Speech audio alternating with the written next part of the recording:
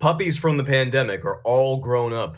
Find out what stock they are sending to the moon on today's Rebel's Edge.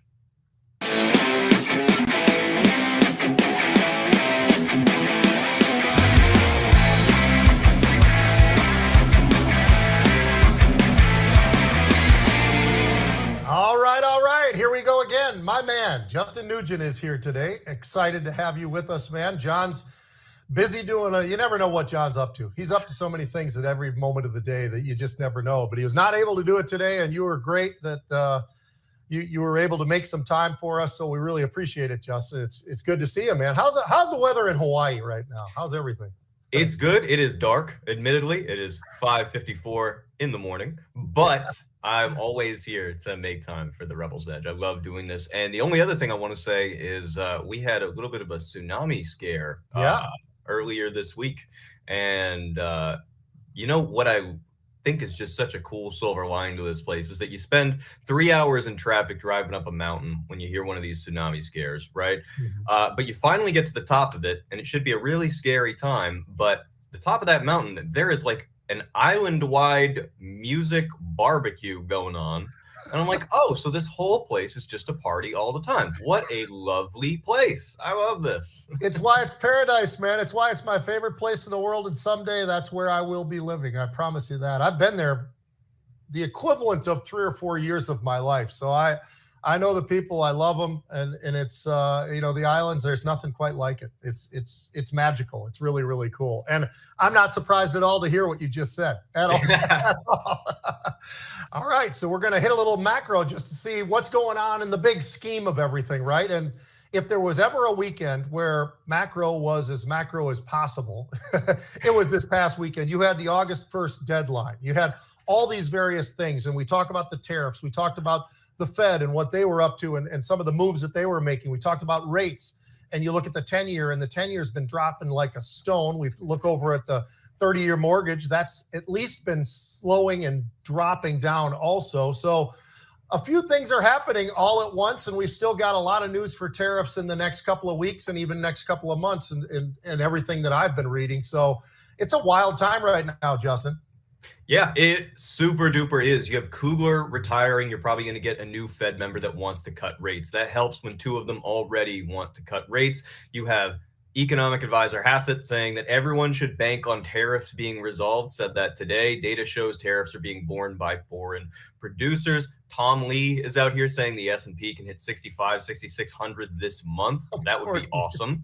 And then you'll also have Trump this morning saying that we will substantially raise tariffs on India. So what a huge mixed bag at the tail end of a week that was our first little red week in a while. Yeah, well, and the interesting thing is so many people are panicked, right? I mean, there was a sense of panic that I was getting from people. As a matter of fact, I did a News Nation hit last night, and they were saying, what are we going to do? What are we going to do? They were almost like the hair's on fire, right? And it's like, hey, man, we basically just finished a month where we damn near hit an all-time high every single day.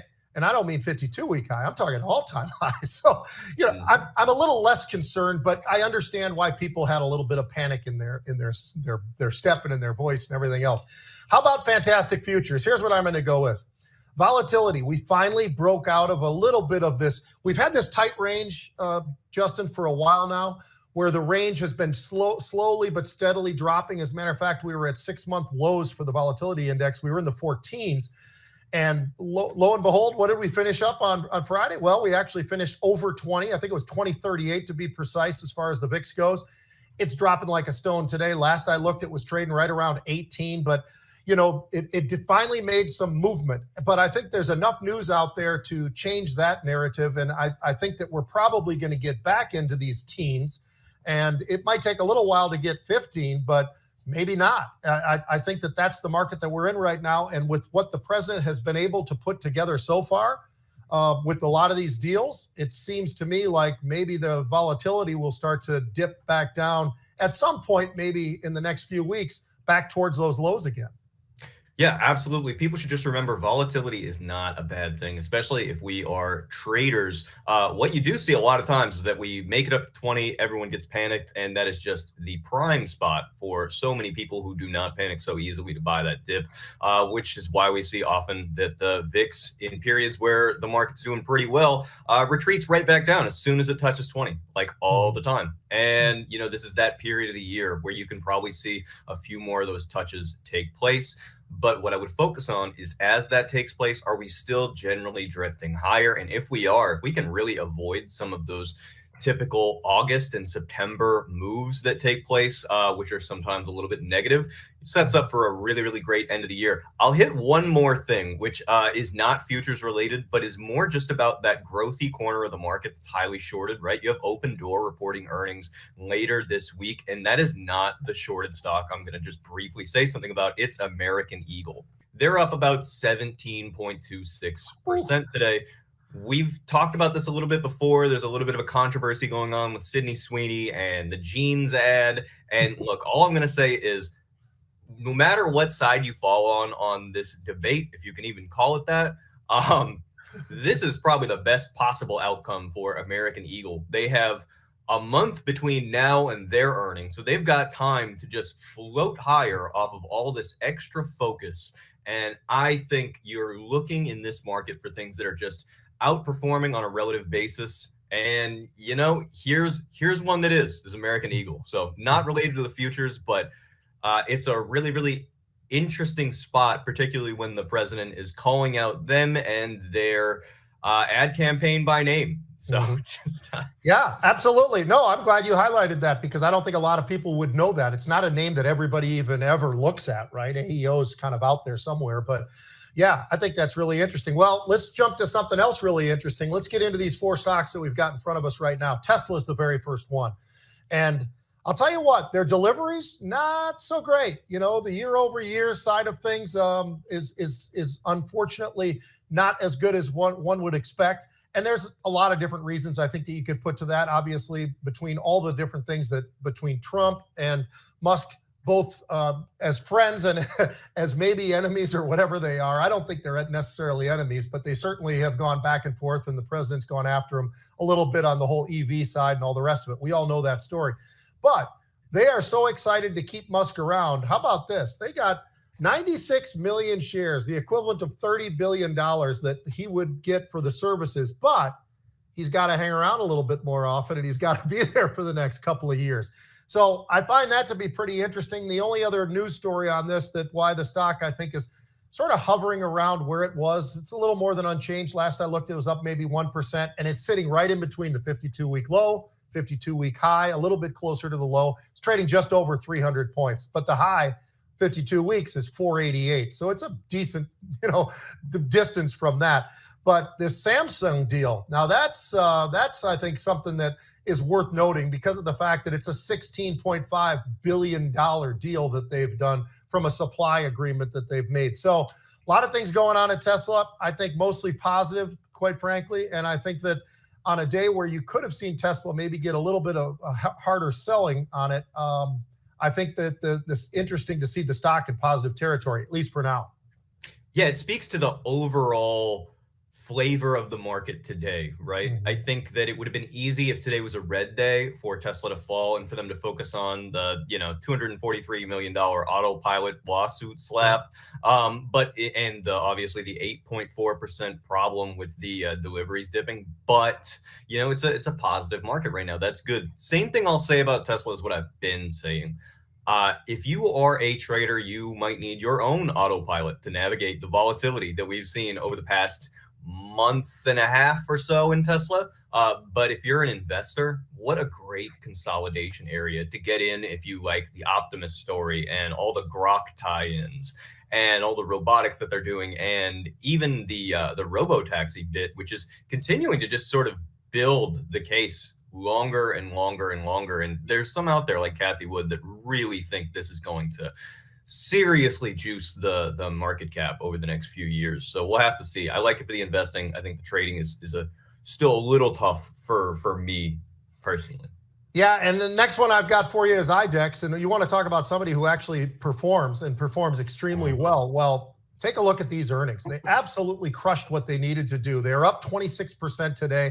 They put up 363 versus a 330 on the earnings. So not so bad. It's up 16% year over year. You look over at their revenue as well. That's up about 11%. They beat the numbers there pretty damn good as well. So when I look at this and I look through all the different metrics, and I've said this more than once over the last couple of weeks, Justin, just how impressive so many of these beats are. And the beats right now are absolutely on earnings as well as revenue have been extremely hot in terms of the S&P 500 names and how many are out there, but how many have beat. It's been incredible. We're talking about basically 80% beats across the board. So these guys also raise their guidance. That's a big thing. We talk about that all the time. It's great to have the big earnings. What does it look like into the future? And they're telling us exactly what it is.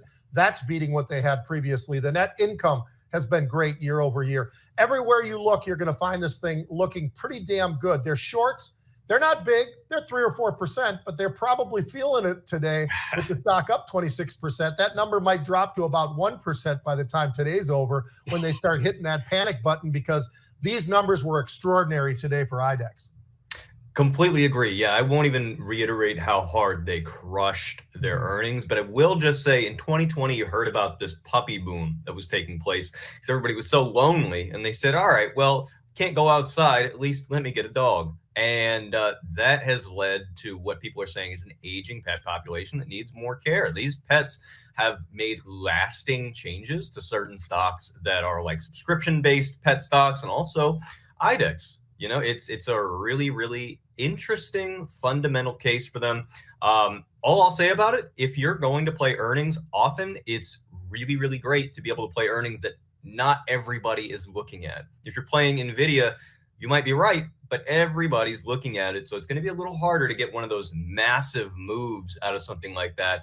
If you're playing IDEXX, well, you could be subject to a move like this because so few people even realize or even think to look at IDEXX. So you catch more people off guard in that way.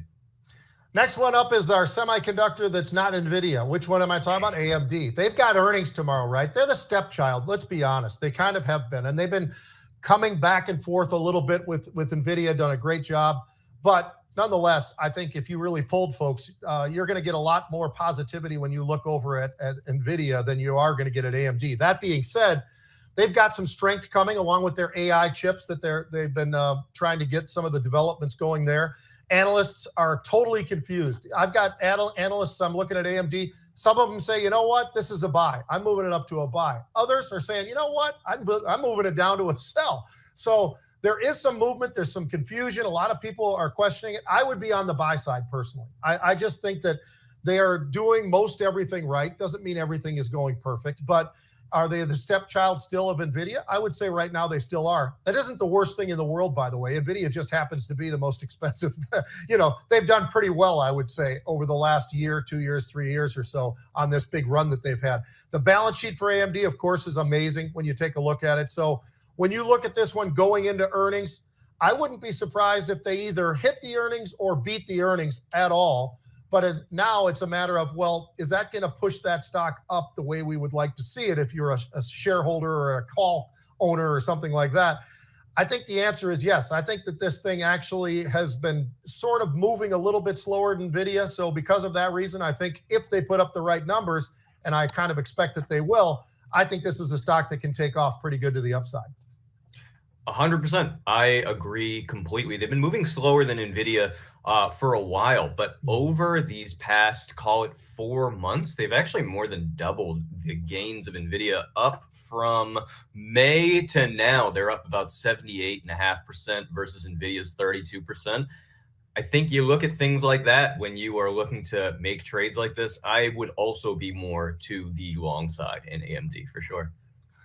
Next up, we got Amphenol. Now, this one, it's not a biotech. I'm going to clear it up right now. That's not what these guys do. Their interconnect capabilities that they're going to do with enhancing. Why are they going to do that? And how's it going to enhance? Because they're making a big acquisition, brother. They're paying $10.5 billion for CommScope. Now, that's a pretty big number. I'll let you give all the numbers of what you see and how you see it and everything else, but I'm just going to say this. I've been saying this for basically the better part of 6-8 months so far this year. Earnings can save the day. And and and and there are companies out there that have doing but one of the other things out there with all the acquisitions that are out there, the IPOs that are out there, what does that really mean for the investment banks, especially the Goldman Sachs of the world and Morgan Stanley, and in this case, JP Morgan? JP Morgan is one of the groups that they've got out there that's part of this $10.5 billion deal. I think that's going to be very, very good for JP Morgan, and it just extends what we've been seeing happening this year is all these massive acquisitions, Justin. It's pretty amazing. I mean, it really is. And this one, tip the cap to JP Morgan for being a part of this one. I just look at these investment banks as stocks that are going to go higher. I even like some of the regional banks on top of it. But the investment banks themselves, those are the big ones that I'm pointing at. Yeah, 100%. One of our most recent new trade ideas in the roundup has been XLF Leaps. And, we've talked about a bunch of different banks that you could play this with. I just happen to think that the XLF is really nicely priced in the Leaps department for exactly reasons like this. This is something that we've been talking about all year, by the way, ever since Trump got elected. We said, hey, okay, deregulation, you're going to see more deals, you're going to see more IPOs getting made, and you're going to see more banks just quietly raking in the money under the radar, which is perfect. I love the banks off this news. And the only thing that I would say is just Amphenol, APH, not a stock that I'll admit I was familiar with leading up to this. But once we get this news, you start looking at it and you say, okay, so from 1992, Apple is up 55,000%. Microsoft is up 41,000%. Tough to beat those numbers. Amphenol is up 77,931% in that time. Outperforming by a lot. Yeah. So, can they afford to? Yeah, yes. This is just a solid name that probably should be on our radars more now that we've seen this headline and this type of performance. That's why it's so great to have you here, Justin, because you pull out some of those stats like that. That's outstanding. That's really cool because I didn't know that, and I don't think a lot of people would know that this thing has had that kind of a run. It's a long run. That's right when I got into the stock market. I got done playing football in 1992, and after the season was over and all the rest of it, I ended up being a runner on the trading floor for about the better part of 9 or 10 months or so before getting into the trading world. All right, we're going to do some sports, and you're going to have fun with it, I guarantee you. But here's what we've got. America's team. Now, Micah Parsons is not everybody knows exactly who that is. I get it because he's a defensive player, number one, and far less camera time for the defensive guys in the off. Everybody knows the quarterbacks, right? Whoever they are for whatever team, most everybody they might just find it out even without wanting to know it. They know who the quarterback is for the Cowboys or the Vikings or the whoever. But there's an outside linebacker who plays / defensive end. Micah Parsons plays for the Dallas Cowboys. He's been griping a little bit. He wants to have a new contract, and he's deserving a new contract because of where he is. He's been in the NFL a few years. He's one of the most dominating players, if not the most dominating player in the NFL right now. And you and I were talking earlier, I compare him to Lawrence Taylor, who by far was the best ever at that position. Well, Micah Parsons is one of these guys who wants his name somewhere at least up near there. So he wants a deal, and he's been asking for a deal, and the fans are asking for a deal. When they're at practice right now in Oxnard, California, which is where Dallas always goes, they're all screaming, pay Micah, and it goes on and all the rest of it. The defense coordinator, he is the smartest player he has ever coached in football. The guy knows all these different things that are going on. He knows from all the film study that he does, this guy is committed to be the best player in football if he can be. And it's just one of these things. Now, I will give credit to Jerry Jones for one thing, however. People wouldn't be talking about the Cowboys right now if this guy was signed. People wouldn't be having all these conversations about America's team and all the rest of it and the things that go with it. He has done this forever. We talk about circus type atmosphere. That's what Dallas is. That's what Jerry Jones has figured out. And let's just not forget this one, Justin. In 1992, I believe it was, maybe it was 93, but somewhere in that world, Jerry Jones bought the Cowboys for $110 million and was considered the biggest idiot on the planet. It's now basically somewhere between $7 and $10 billion, closer to $9 billion. as a team. So I would say that Jerry Jones is not an idiot. I would say he knows how to do a lot of these things that they do in the circus where you miss this, you do that, and everything else. Will sign this guy. He's always done it, and I don't expect it to not happen now, even though Micah wants a trade deal and all the rest of this. He will sign the largest contract ever by a player not being a quarterback, in my opinion. So it's a lot of fun. What do you think of this whole thing, this craziness? Yeah, so I think that your point about making this a spectacle is super, super solid and obviously in the best interest of the team. And the only other thing that I would say is, so obviously, I don't know if we have a picture to throw up for this guy. This guy is a tank. I cannot overstate this. All right. And in a really, really cool way. So this guy's 26 years old. And I'll just say this, right? When you have a very, very strong neck, that actually impacts you in such a positive way. And Pete's going to know this because Pete was a player. But just so people at home know, neck muscles stabilize the head so much during impacts in this impact sport and really, really gives you a lot more longevity. So here's a fun fact. For every pound of neck strength gained, the odds of a concussion in NFL decrease by 5%. What does it all mean to me? I think you give this guy a raise. You have him who is going to be a long-term player who is going to be able to spend more time out on the field, be happy where he is, and probably have a lower injury rate than a lot of the people around him. And I think that's just an incredible, incredible thing and very, very unique. Yeah, I'm going to say that I have an 18 neck. I only know that because of the dress shirts. When I buy them, I got to go 18. That's a 21-inch neck if I've ever seen one. That guy, I mean, he's big, he's strong, he's an animal, he's one of the best players in the game, not just defense, in the game, because he is a game-changing player. So, you know what? He'll get the deal. I can almost say that. I'll say it with 90%, not 100, because it should never be 100, but 90% certainty. I think this guy's going to get his deal, and he'll probably be somewhere between $40 and $50 million a year is what his contract will look like. So it's going to be big. All right. Lastly on sports, just real quick, Julio Rodriguez, Major League Baseball. It just has to be pointed out because I know not everybody's excited about baseball, blah, blah, blah, until you really get to the playoffs and World Series and that kind of thing. But I will say this. This guy plays for Seattle. He's the first player ever in Major League, by the way, in Major League Baseball to have 20 home runs, 20 stolen bases in each of the first 4 seasons. This is amazing what this guy has been able to do. And so he had a home run. He did it in the 3rd inning. It was his 100th home run that he has hit in 4 years. So this guy is absolutely doing remarkable things. You know, and I love Shohei Ohtani. I will always think that he is the face of Major League Baseball because he's so dominating and the guy can pitch and he can hit and he can do all this other stuff. It's absolutely amazing. But this guy, it's just magical what he's been able to do so far. And, you know, he's already at 21 now as far as he stole a base and hit the home run last night. So that was something that was pretty cool. He was going up against Texas and Jacob deGrom, one of the better pitchers in the game. This guy literally is he's the fastest in Major League Baseball history as far as a pitcher to have 1,500 strikeouts.